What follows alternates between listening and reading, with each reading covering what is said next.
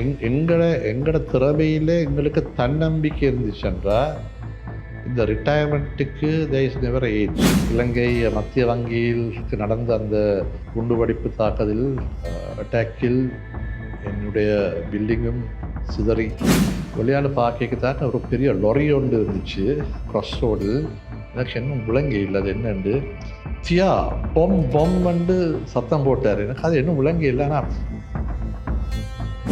ஒரு தமிழராக நீங்கள் முன்னுக்கு இருக்கும்போது இப்படியான சவால்களை நீங்கள் எதிர்கொண்டீங்க? தமிழ் பண்பாடும் ஒரு தமிழனாக இருக்க வேண்டிய பெருமை எனக்கு எப்போ இருந்திருக்கு, இன்னும் இருக்குது. ஆனால் நாட் ஓன்லி தமிழன், என்னை பொறுத்த வரையில் நான் ஒரு பெருமையான ஸ்ரீலங்கன்.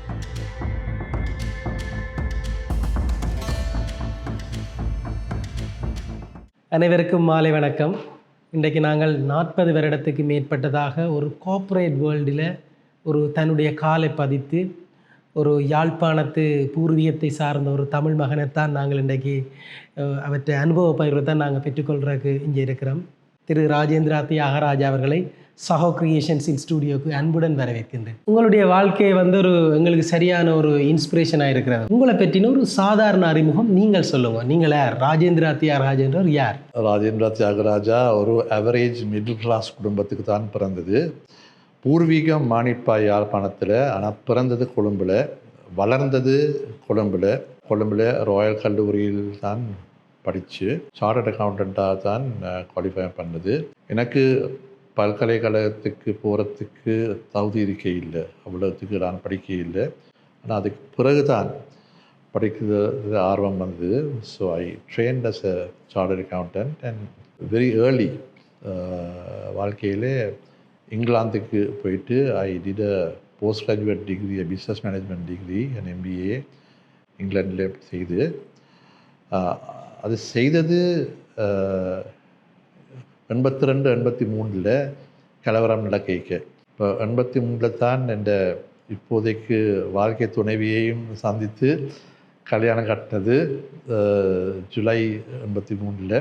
முதல்ல நான் இங்கிலாந்துக்கு போய்க்க அங்கே இருக்கிறதுக்கு ஊக்கம் இருக்கையில் படிக்கிறதுக்கு தான் போனது. ஆனால் அப்போ இருந்த சந்தர்ப்ப சூழ்நிலையில் உடனே திரும்பி வராமல் இங்கிலாந்தில் எனக்கு வேலை வாய்ப்பு கிடைச்சிது. இங்கிலாந்தில் ஒரு பெரிய அமெரிக்கன் வங்கியில் தொடங்கி ஃபார் 10 years 10 வருஷமாக we lived and work in the UK.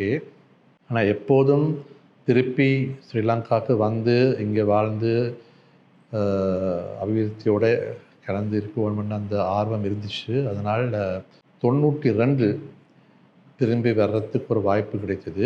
ஒரு ஃப்ரெஞ்ச் பேங்க்கோடு தான் திருப்பி இங்கே வந்தது. இனிஷியலி ஒரு 4 வருஷத்துக்கு ஒரு கான்ட்ராக்டோடு வந்தது.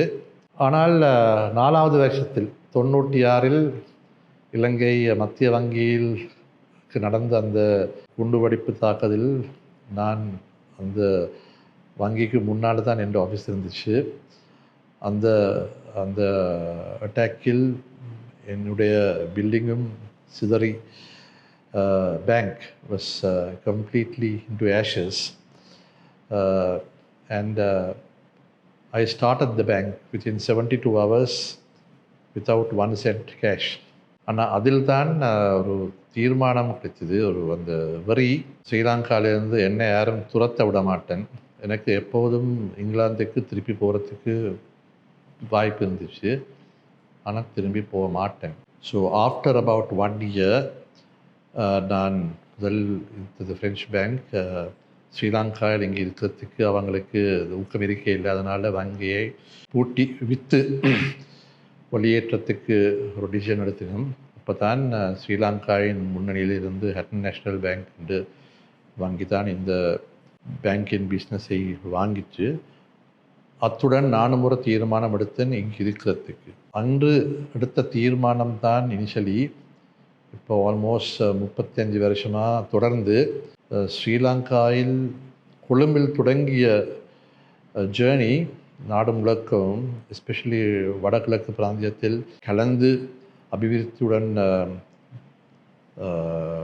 பகிர்ந்து கொள்கிறதுக்கு அந்த ஆப்பர்ச்சுனிட்டியையும் ஊக்கத்தையும் கொடுத்தது.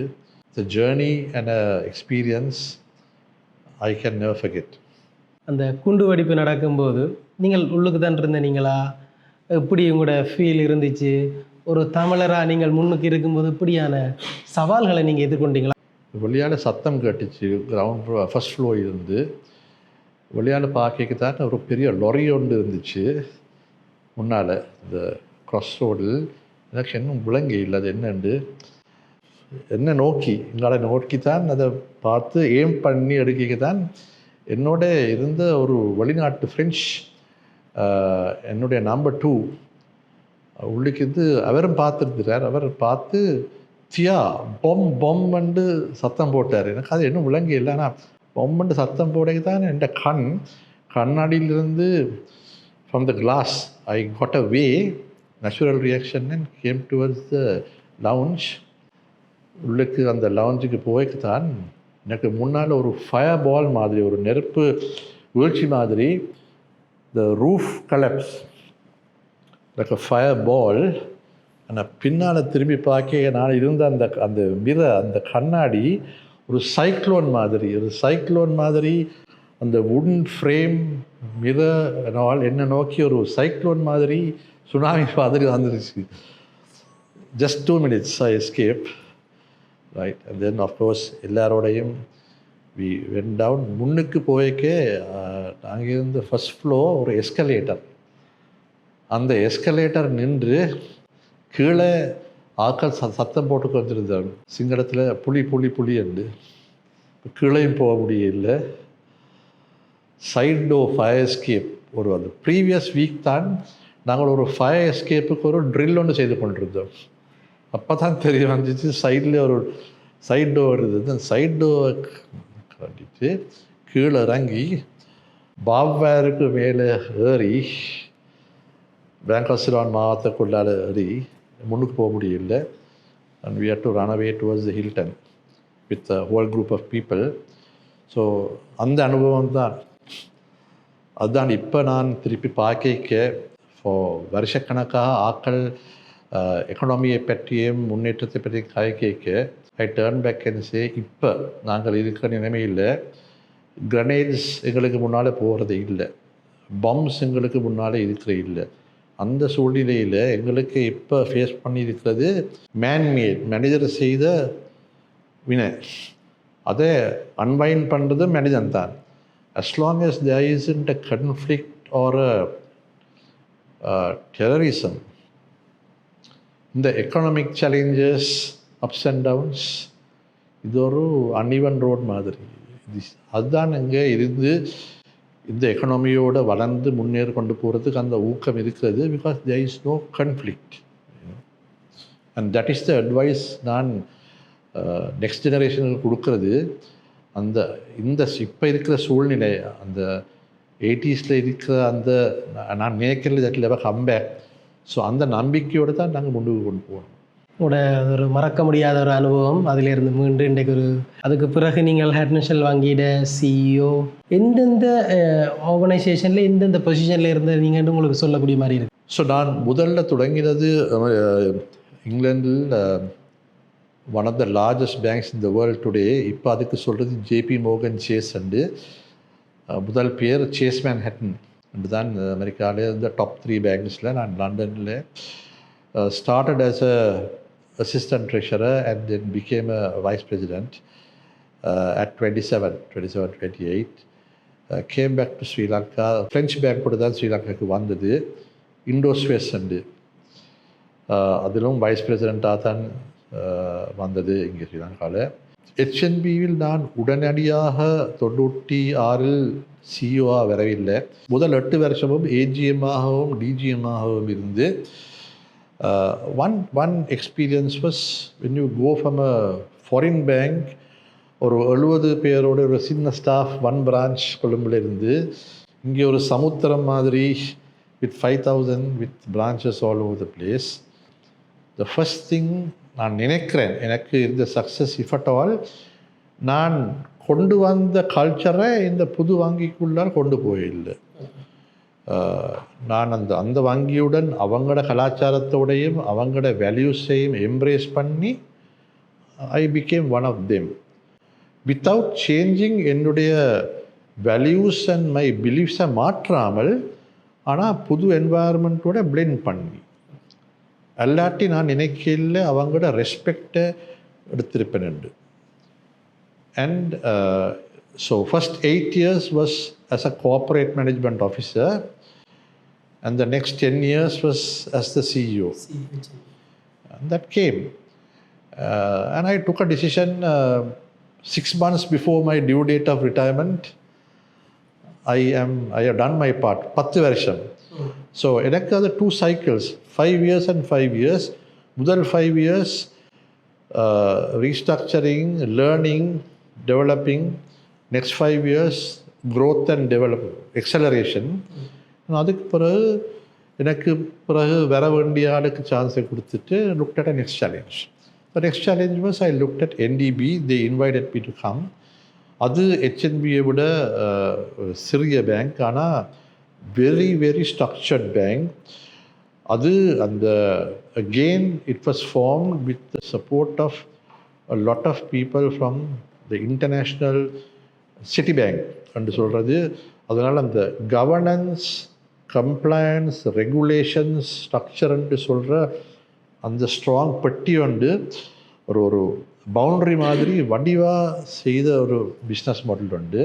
எனக்கு இருந்த ஆப்பர்ச்சுனிட்டி அண்ட் சேலஞ்ச் அந்த பாக்ஸை எடுத்து 2-3 முறை அதை ரெப்ளிகேட் பண்ணி லீவரேஜ் பண்ணி வளர்த்தியாக கொண்டு போனது. So 4 years I ran it and grew the balance sheet and market share. And அது செய்து முடித்த பிறகு I think my role I felt it had come to an end. And I was going to tail off, and then எனக்கு ஒரு invitation வந்தது நாட்டின் youngest new bank காகில்ஸ் வங்கி உண்டு. அண்ட் அதுக்கு நான் அந்த சேலஞ்சை ஏற்றதுக்கு காரணம் the model and the principle வேறு ஒரு வங்கியும் கன்வென்ஷனல் பேங்க்குக்கு இல்லாதது ஒரு பிலீஃப். அதாவது காகில்ஸ் என்று சொல்கிறது அந்த நேரத்தில் 4 வருஷமாக ஒரு லைசன்ஸ் எடுத்த பேங்க் உண்டு, வெரி ஸ்மால் பேங்க். அண்ட் ஆனால் அவங்களோட model, the ownership which was with the strongest Sri Lankan consumer bank, Cargills என்று சொல்கிற சூப்பர் மார்க்கெட் பிஸ்னஸின் பிராண்டால். So the opportunity was to create banking through supermarketing. மற்ற வங்கிகள் மாதிரி பிரான்ச்சஸ் திறக்காமல் அந்த சூப்பர் மார்க்கெட்டுக்குள்ளாக டெக்னாலஜியை பாய்ச்சி கொண்டு கன்சியூமர்ஸுக்கு ஒரு சர்வீஸை கொடுக்க வேண்டிய ஒரு ஆப்பர்ச்சுனிட்டி கிடைச்சிது. And I adapted that wholeheartedly பயமில்லாமல் with the staff. And I think initially I went in for a few years, but I stayed for 4 years. And அது என்னுடைய அந்த 20 years or 18 years of CEO experience ஒரு சந்தோஷமான 4 வருஷம். ஏனென்றால் அது ஒரு புது அனுபவம், கம்ப்ளீட்லி அன்கன்வென்ஷனல் அனுபவம். And I think I took fried in delivering something. And இன்று அந்த வங்கி பப்ளிக் லிஸ்டட் கம்பெனியாக முன்னுக்கு வந்திருக்கின்றது. அந்த ஃபவுண்டேஷனில் எனக்கும் ஒரு பங்கு இருந்திருக்கு, எனக்கு நல்ல பெருமையாக இருக்குது. அதுக்கு பிறகு 62 வயசில் most people will think of retirement. So I took a decision. வாழ்க்கையில் at any given time executive மேனேஜ்மெண்ட்டுக்கு ஒரு முற்றுப்புள்ளி கொடுக்க வேணுமெண்டு. So in 2020 I took a decision, enough is enough. என்னுடைய 2 மகளும் 2013 ஒவ்வொரு இயரும் அப்பா ரிட்டையர்மெண்ட்டாக ஒவ்வொரு வருஷமும் நீர் இப்படி சொல்கிறீர், அடுத்த வருஷம் திருப்பி போகிறீர் என்ற அந்த நம்பிக்கை இருக்கே இல்லை. அதனால் 2020 ஐ டுக் அ டிசிஷன், இதோட முற்றுப்புள்ளி மேனேஜ்மெண்ட்டுக்கு.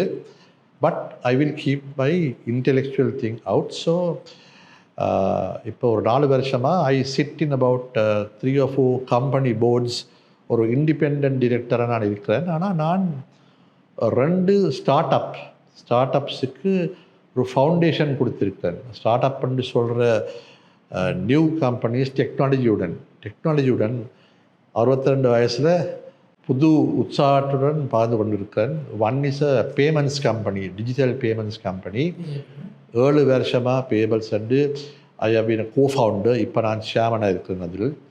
தி other one is a data analytics என்று சொல்கின்ற ஒரு டெக்னாலஜி கம்பெனி உண்டு which also uses artificial intelligence. என்னுடைய வயசில் மோஸ்ட் பீப்புள் வில் சே இது என்ன ராக்கெட் சயின்ஸ் ஆண்டு. எனக்கு I have never been scared of technology. என்னை பொறுத்த வரையிலே ஒரு டெக்னாலஜி என்று சொல்கிறது உமக்கும் எனக்கும் ஒரு டூல் உண்டு. அதை எப்படி எடுத்து பயன்படுத்துவது எங்களை பொறுத்த வரையில். So I look at that as ஒரு ஒரு பிஸ்னஸ் பிரச்சனையை எப்படி தீர்க்கிறதுக்கு இது ஒரு செய்கிற ஒரு டூல் மாதிரி தான் நான் பார்க்கிறதே ஒழிய அதுக்கு பயந்து பின்வாங்குறது இல்லை. So at the moment I really enjoy myself by doing this. And மூன்றாவது area which I really enjoy is இளைஞர்களுக்கு education. So I chair a school of higher education, BCAS என்று சொல்கிறது, British College of Applied Science. இளைஞர்களுக்கு graduate studies, degrees and also vocational studies கொடுக்குறது. அந்த ஸ்கூலில் இப்போதைக்கு ஒரு 3500 4000 students at any given time இருக்கிறோம் around the country. Mentoring, encouraging youngsters to future proofing of employment, அதை திருப்பி கொடுக்க கிவ் பேக் என்று சொல்கிறது, கிவிங் பேக். ஸோ எனக்கும் அந்த எஜுகேஷனுக்கும் இருக்கிற தொடர்பு ஐ really enjoy. Super, very good. நீங்கள் ரிட்டையர்மெண்ட்டுக்கு அப்புறம் 50 வயசில் ரிட்டையர் பண்ணிங்களா pass? At HNB 54, long before the due date. But you know, that's again என்னை பொறுத்த வரையில் if you are I are anybody else எங்களோட திறமையில் எங்களுக்கு தன்னம்பிக்கை இருந்துச்சுன்றா இந்த ரிட்டையர்மெண்ட்டுக்கு there is never age. We can decide எங்களுக்கு எப்போ போகணுமோ அப்போதைக்கு போகணும். எனக்கு அந்த ஐடியா கொடுத்தது முந்தி ஜான் கீல்ஸ் என்று சொல்கிறது, one of the largest companies in this country. அவர் அந்த கம்பெனியின் சேர்மன். எனக்கு அதிகம் மரியாதை கொடுக்க ஒரு சேர்மன் ஒரு தமிழன், கென் பாலேந்திராண்டு. அவர் தான் எனக்கு ஒரு நாள் ஐ வாஸ் 53 ஒரு நாள் கேட்டேன், கென் இப்படி நான் இன்னும் ஒரு 1 இயரில் திங்க் பண்ணுறேன். It turn back and said, அடேத்தியா நீர் ரிட்டையர் பண்ணுறதுக்கு இது முடியுமென்னு டிசைட் பண்ணுறேன்டா, அது நீர் மட்டும்தான், உமக்கு மட்டும்தான் அந்த தீர்வு எடுக்கணும். You don't depend on anybody else. If you decide this is what you want to do, நீர் அந்த தீர்மானத்தை எடுக்கும். So that advice I took and அது எனக்கு வேலை செய்திருக்கிறது. அதனால் I will tell anybody else, if you decide tomorrow, only you can decide. Not to decide depending on 10 other people. இப்போ அடுத்த உங்களோட இன்ட்ரெஸ்டிங்காக இருக்குது உங்களோட கதைகள் கேட்குறதுக்கு. அடுத்த இப்போ ஒரு கார்ப்பரேட் வேர்ல்டில் ஒரு ஸ்ரீலங்கன் தமிழனா, இலங்கை தமிழனாக நீங்கள் எதிர்கொண்ட சவால்கள் என்ன? ஐ வில் டெல் யூ, என்னுடைய கார்ப்பரேட் லைஃப்பில் ஸ்ரீலங்காவில் திருப்பி வந்தது 92.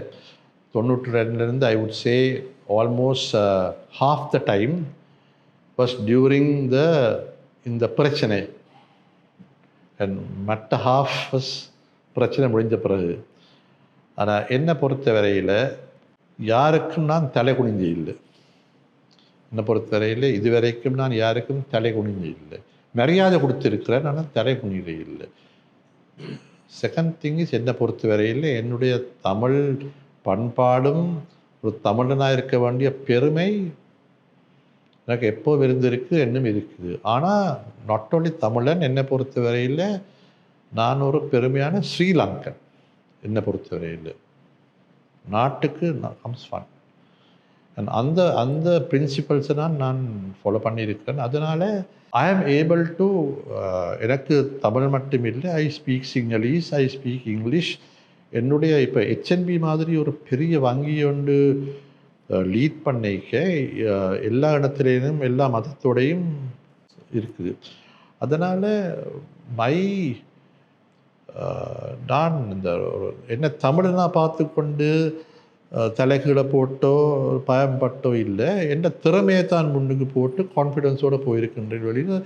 ஸோ சேலஞ்ச் என்று சொல்லி இருக்கிறது, ஐ மீன் மைண்ட்ஃபுல் ஆஃப் எனக்கு முன்னுக்கு இருக்கிறது ஒரு ஒரு சேண்ட் பாயிண்டா இல்லாட்டி ஒரு ஷலோ வாட்டராண்டு ஐ மைண்ட்ஃபுல். ஆனால் அதை பற்றி எப்போவும் நான் பயப்பட்டில்லை. உங்கள்கிட்ட போஸ் அடுத்த ஒரு விஷயம், நீங்கள் அந்த சினமன் குளோபல் இப்போ ராஜரட்னம் அமெரிக்காவிலேருந்து வந்து எல்லா ஒரு சிறிய நடுத்தர வியாபாரம் செய்கிறாக்களை ஊக்குவிக்கிற ரவைகளுக்கு முதலீடு கொடுக்குறாருன்னு நிறைய கேள்விப்பட்டிருக்கிறோம். நீங்களும் அதில் ஒரு டாப் பொசிஷனில் இருக்கிறீங்கன்னு கேள்விப்பட்டேன். அதை பற்றி கொஞ்சம் சொல்லுவீங்களா போஸ்? எப்படி அது ஃபங்க்ஷன் பண்ணுது, என்ன செய்கிறீங்கள், அப்படியான விளக்கம். ஏன்னாட்டா எங்களோட மக்கள் நிறைய பேருக்கு, முயற்சியாளர்களுக்கு அது ஒரு பெரிய ஒரு உறுதுணையாக இருக்கும். எனக்கு தெரிஞ்ச வரையில் சினமன் குளோபல் என்று சொல்கிறது ஒரு ப்ரைவேட் எக்விட்டி ஒரு ஃபண்ட் உண்டு. எக்விட்டி அது தொடங்கினது ஒரு ஸ்ரீலங்கன் தமிழன், யுஎஸ்லிருந்து அமெரிக்காவிலிருந்து ப்ராஸ்பரஸாக இருந்த ஒரு ஸ்ரீலங்கன் தமிழனின் த ஃபேமிலி ஆஃபீஸ் நூடாக தொடங்கப்பட்ட ஒரு ஃபண்ட் உண்டு.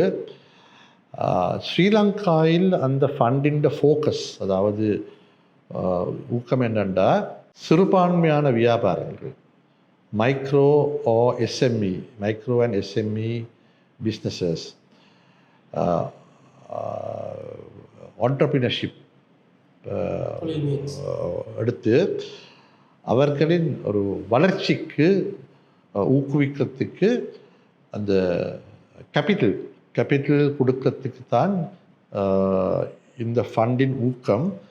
ஆனால் இதில் இருக்கின்ற டிஃபரன்ஸ் என்னவென்றால், ஒரு வங்கியை போல அல்லாட்டி வேறு அப்படிப்பட்ட தனியாரின் ஃபண்ட்ஸு இல்லாமல் இங்கு இந்த ஒரு ஆண்டர்பிரினருடைய பிஸ்னஸுக்கு அவங்களோட இடத்தையோ காணியோ ஃபேக்டரியோ என்னத்தையோ செக்யூரிட்டியாக எடுத்து கையை பிடிச்சிட்டு அது செய்யாமல் அந்த ஃபண்ட் அவங்கள ஒரு பிஸ்னஸை இவாலுவேட் பண்ணுறதுக்கு முதல்ல அந்த வியாபாரியின், சிறுபான்மையான வியாபாரியின் ஊக்கம் என்ன, அவர் ஏன் இதில் இறங்கி இருக்கிறார், அது வரைக்கும் இருக்கிற வரி என்ன, ஒரு ஃபயர் இருக்கா, நாங்கள் ஸ்டார்ட் அப் பண்ணி தொடங்குகிற பிஸ்னஸஸுக்கு ஆப்பர்ச்சுனிட்டிஸுக்கு கேபிட்டல் கொடுக்க போகிறேன் இல்லைன்னா அதுக்கு வேறையா ஃபண்ட்ஸ் இருக்குது. இது அந்த சிறுபான்மை வியாபாரத்தில் தொடங்கி ஒரு லெவலுக்கு கொண்டு வந்தப்பட்டிருக்கிற பிஸ்னஸஸ் அந்த நெக்ஸ்ட் லெவலுக்கு வளர்க்குறதுக்கு சப்போர்ட்டுக்கு தான் இது கொடுக்குறது. அதனால் one of the important conditions is அந்த வர்த்தகரோ வியாபாரியோ இந்த பிஸ்னஸில் அட்லீஸ்ட் 3-4 இயர்ஸ் இருந்திருக்க வேணும். அண்ட் அதில் சக்ஸஸ் ஃபெயிலியர்ஸ் அனுபவித்திருக்கணும். ஆனால் அந்த ஃபெயிலியர்ஸ் ஃபேஸ் பண்ணாலும் அது பயமில்லாமல் இந்த லெவலுக்கு வந்து கேஷ் பாசிட்டிவ் இல்லாட்டி அந்த ஏர்னிங்ஸ் பிஃபோர் டேக்ஸ் என்று சொல்கிறது அட்லீஸ்ட் பிரேக் ஈவன் லெவலில் இருக்க வேணும். அந்த லெவலுக்கு இருக்கைக்கு இந்த ஃபண்ட் அந்த பிஸ்னஸோடு பார்த்து அதை எப்படி அந்த லெவலிலிருந்து 2-3 முறை முன்னுக்கு வளர்கிறதுக்கு கேபிட்டல் எவ்வளோ வேணுமோ அதை பார்த்துட்டு அதுக்கு நாங்கள் சொல்கிறது பேஷண்ட் கேபிட்டல் என்று, அதாவது பொறுமையுள்ள மூலதனம். It's quite different from the normal. இந்த பொறுமை என்று சொல்கிறது the fund is willing to be patient. ஆனால் in return we expect நேர்மை, we expect commitment and we expect performance. It's a very strong selection process, right?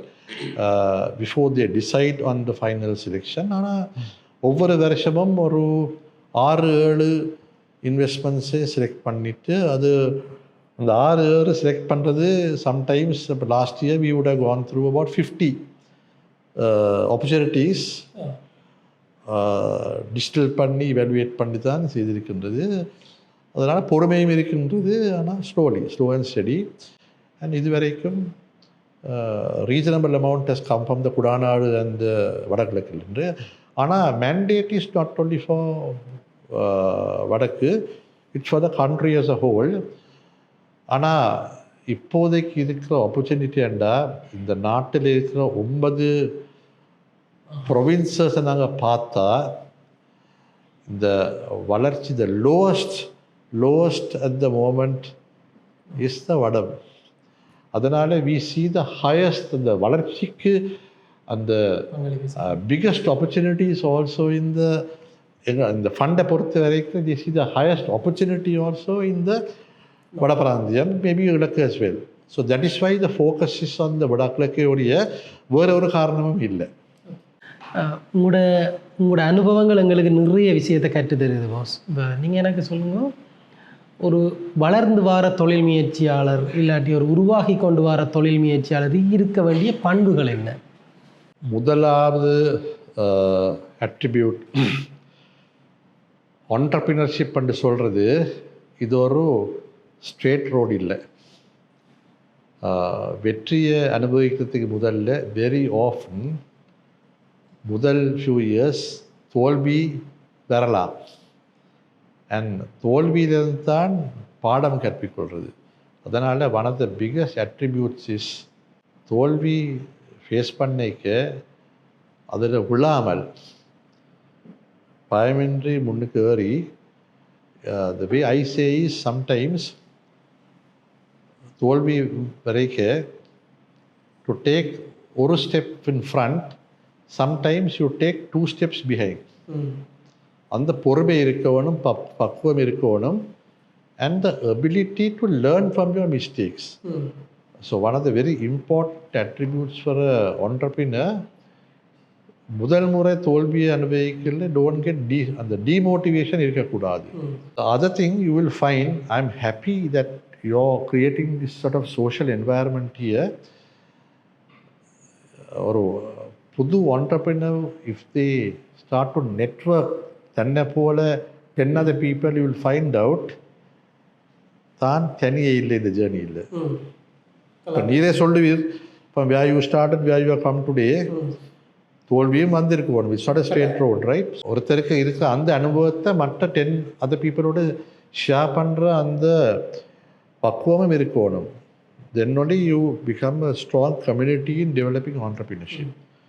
The other thing is, இந்த சிறுபான்மையான MSME entrepreneurship don't depend on government handouts or subsidies or protection.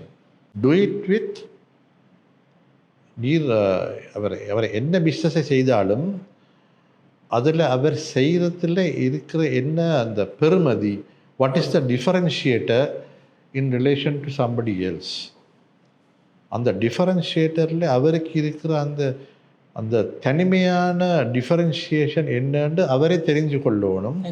தனித்துவம், அந்த தனித்துவத்தை எப்படி leverage பண்ணி அதை convert that in to business. அந்த அந்த courage இல்லாமல் இருந்தால் always you take I'll give you an example. If you take back and see, இந்த நாட்டில் they say there is 1.1 லட்சமோ 12 லட்சம் விவசாயிகள் இருக்கின்றனர். அதில் the bulk of them are the paddy rice விவசாயம். இப்போ எல்லாரும் ஒரே விதமான paddy-யை சீட்ஸை க்ரோ பண்ணி if you take back and say ஒரு கேரண்டீட் ப்ரைஸ் கவர்மெண்ட்டில் கொடுக்குறாங்க, இல்லை ஒரு மார்க்கெட் இல்லை, இங்கே ப்ரைஸ் ஃப்ளக்ஷுவேட் பண்ணுது, அதனால் எனக்கு விற்க இல்லாதுன்னு சொன்னால் ஒரு 5 acres or 2 acres இருக்கிறதுக்கு அவருடைய தனித்துவம் என்ன? No difference. ஆனால் அவரோட நிலத்தில் என்ன டைப் ஆஃப் சாயில் இருக்குது, அவருடைய நிலத்தில் எப்படிப்பட்ட வாட்டர் டேபிள் இருக்குது, அவருடைய நிலத்தில் எப்படிப்பட்ட சன்லைட் வருது என்று பார்த்து அந்த நிலத்துக்கு ஏற்றபடி if they look at the type of seeds which is different from another province, and they grow a type of paddy which is அவருக்கு அந்த மார்க்கெட் ஒரு தனித்துவம் கொடுத்தா. I'll give you an example. We speak about the Punerian area, and the soil is very good for a particular type of rice. இந்த மொட்டை கருப்புன்னு சொல்வீனம், பச்சை பெருமாள்னு சொல்வீனம். What is special about that? அந்த கருப்பு ரைஸ் லோ ஜிஐ, அதாவது இந்த சுகர் இருக்கிற ஆட்களுக்கு when they eat that rice, அந்த டைஜஸ்ட் பண்ணுறது ஸ்லோ. அதுவும் கார்போஹைட்ரேட்ஸ் தான் இருக்குது. ஆனால் நார்மல் ரைஸை விட இட் பிரேக்ஸ் இன் ஸ்லோவாக அதனால் அந்த சுகர் ஸ்பைக்ஸ் இல்லை. So that is a speciality, ஒரு தனித்துவம். இப்போ அந்த தனித்துவமே எக்ஸ்ப்ளாய்ட் பண்ணாட்டி அதே இருக்கிறாக்கள் if they grow what somebody else grows in somewhere else, then அதே complaints, அதே thing. ஆனால் அந்த தனித்துவத்தை பயன்படுத்தி if they find a market, that is entrepreneurship. I'm giving you a simple example. It's like you, Virushan. You are working in a bank, but you have got Saho Productions. Saho Creations. Saho Creations, you are differentiating yourself from 10 other people. You are not following another guy. And உங்களோட business, you are not doing it to do the cheapest price. You are looking at quality. You are looking at social entrepreneurship. Differentiating from normal entrepreneurship. உங்களை சுற்றி வர இருக்கிற your team is also with the same belief, right? So that is differentiation. So அந்த தனித்துவம் each of these entrepreneurs must identify their தனித்துவம், the specialty, and then take it forward, not to follow the neighbor. இப்போ எங்களோட தனித்துவம் தான் எங்களை அடுத்த கொண்டு போகும்.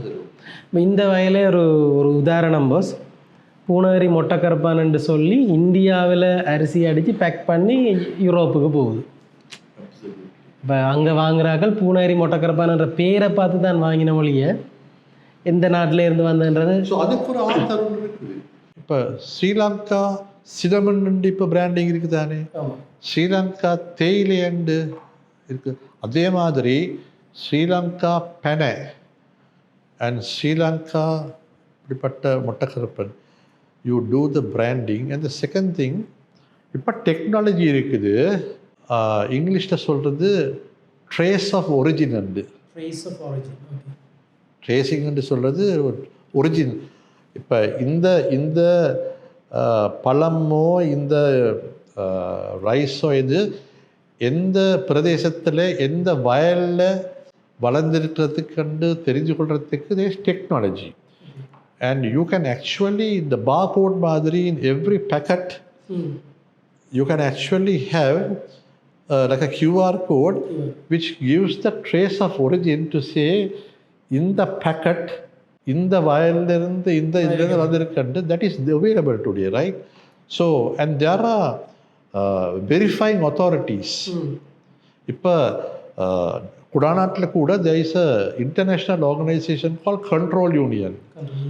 அவங்களோட ரோல் அந்த authentication செய்கிறது. So that is available to differentiate இங்கே இருக்கிற மொட்டைக்கருப்பன் ஃப்ரம் கேரளா. ஸோ அந்த நாலேஜை பாய்ச்சி கொண்டு உங்களோட தனித்துவத்தை பற்றி the local entrepreneur should be able to do it.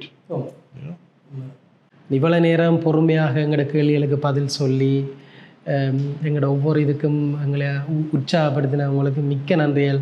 எங்களோட ஸ்டூடியோவுக்கு வந்து முதல் இன்டர்வியூ எங்களுக்கு தந்திருக்கிறீங்க, மிக்க நன்றிகள். நீங்கள் எதுவும் எங்களோட கம்யூனிட்டிக்கோ எங்களுடைய ஆக்களுக்கு எதுவும் சொல்ல விரும்புகிறீங்களா boss? Yes, very much so.